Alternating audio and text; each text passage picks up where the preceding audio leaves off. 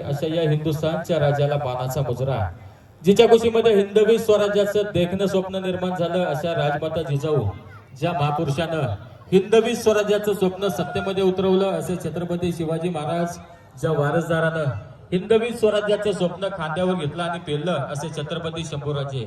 छत्रपती शिवरायांच्या मावळ्यांची कहाणी सांगावी तर अजबच आहे. 65 किलोची तलवार वागवतो त्यांचं नाव आहे यसाजी. हात तुटला तरी शत्रूंशी लढतो त्यांचं नाव आहे तानाजी. 2000 शत्रूंशी एकटा लढतो त्यांचं नाव आहे बाजी. दिल्लीवरनं घोडा पुण्याला 8 तासामध्ये आणतो त्यांचं नाव आहे संताजी.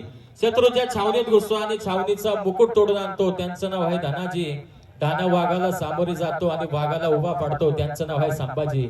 आणि या सगळ्यांना एकत्र घेतो आणि हिंदवी स्वराज्याचं तोरण बांधतो त्यांचं नाव आहे छत्रपती शिवाजी महाराज.